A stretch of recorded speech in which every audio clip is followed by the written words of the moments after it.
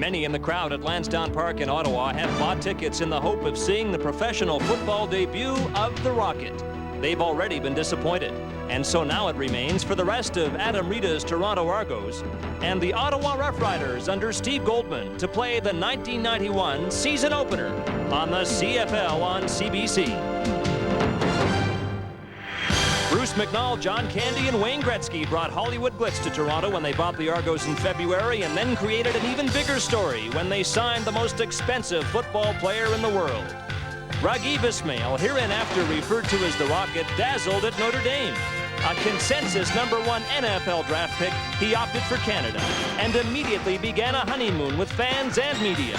No other CFL signing was ever as heralded as this one. Reporters hung on Rocket's every word.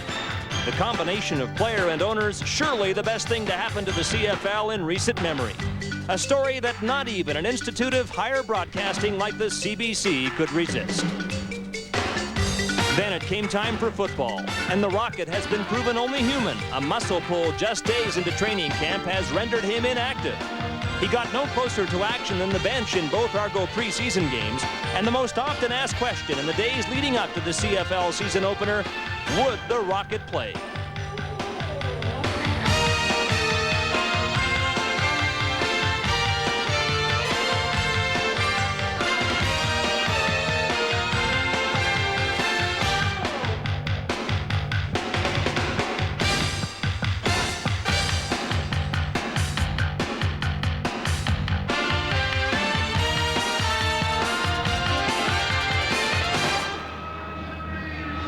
Conditions are good in the nation's capital for a Rocket launch, but the Rocket will stay on the pad for at least one more week. The launch is on hold. Good evening, everybody, and welcome to Ottawa, where the major story of this game is not who will play in it, but who will not.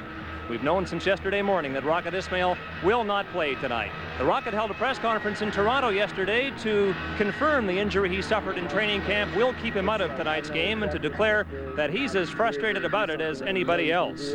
He is in Ottawa for the game. Late this afternoon, he arrived with Argo owner Bruce McNall and company on the owner's private jet. And about 90 minutes ago, they got to Lansdowne Park, where Ismail faced another media contingent, answering, it seemed, innumerable questions about his state of health and his state of mind.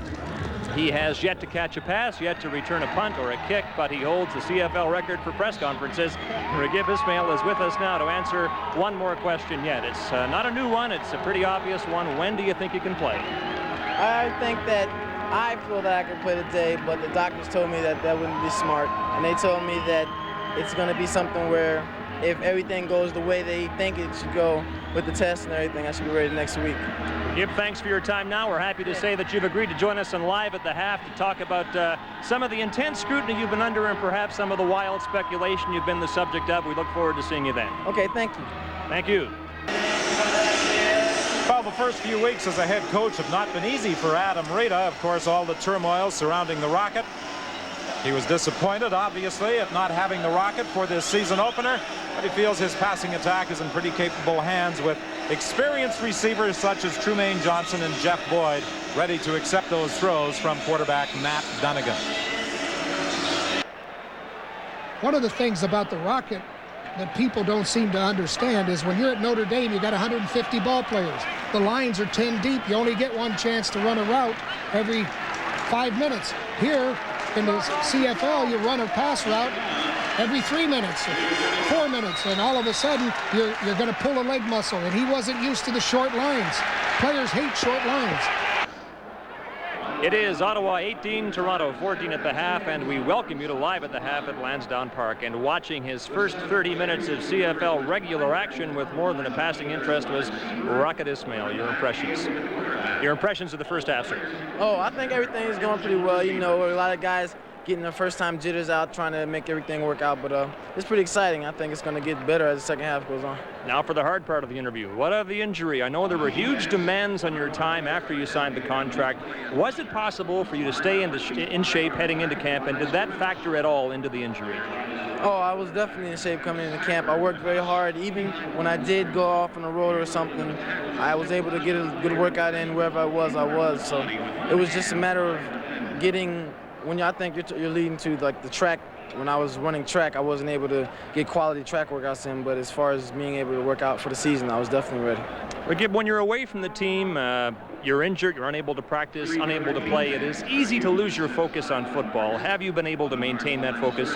Definitely. It's not hard at all. You know, I've always been, since in high school, been able to keep a tough mental and also physical attitude as far as the approach to the game, and I know what it is that I have to focus on to continue or to have any kind of success, so it wasn't hard at all. That pretty much answers the question I was going to ask you next, but I'll ask it anyway. Appearances on the Arsenio Hall show are fine, a new clothing line is fine, but you do realize then, obviously, that all of that is not possible unless you play and play well. Well, things like that, those are just like extra things as far as I'm concerned. Football is what makes those opportunities for me, and it's like my main focus is football and nothing else. When you signed that lucrative contract, did you have any idea what you were getting into? And I'm talking about leading your life under the same sort of scrutiny that Wayne Gretzky lives his under in hockey. I thought that it would be very intense, and I was prepared for it, and I am prepared for it. So it's not as distracting or as, I don't know, as mind-boggling as people might think. So you would say that you've handled the scrutiny and the speculation well? For myself, yes. I haven't let it affect me at all, no. How's your family handling it? My mother and everybody's doing well. When I tell them that there's nothing to sweat, nothing to worry about, they believe me and they just keep it like that. So it's no problem at all. Wayne Gretzky giving you any advice on how to conduct yourself and get through this trying time when you're unable to play? He's given me a couple of hints, and he's told me that as it goes on, it'll get easier for you, and things will come along where the people in the organization and myself will be able to make things a lot more comfortable. So it's like, it's no problem at all, and he's really gave me some helpful hints as far as that's concerned. You look at the countless photographers on the sidelines, guys like me asking you for no end of interviews. Obviously the pressure is building by the minute when you're unable to play. Some pressure for you to do a lot of things, be almost magnificent when you do play your first game. Do you acknowledge that pressure? No, I don't. I don't put any more pressure on it than I have to, and all of this, I don't look at it as pressure. It's something that is a part of the game, and you have to deal with it. If you were a betting man, would you bet that you would play next week? I would, but then again, the doctors could come in and spoil everybody's odds, I guess. So.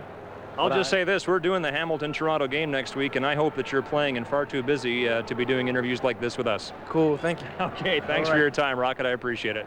Stay with us when Live at the Half returns. We'll go live to Edmonton to speak to a colleague of ours, former linebacking great Dan Kepley, standing by there.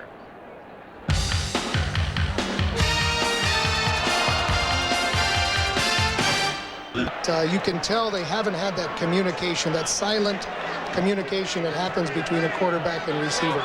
Adam Rita said he was going to shoot out the lights, and later in the year he would blow off the roof. So I think we've got a lot to look forward to in Toronto's offense.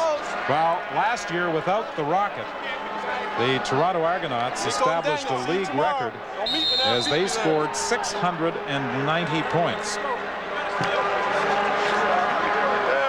With an explosive athlete like the Rocket.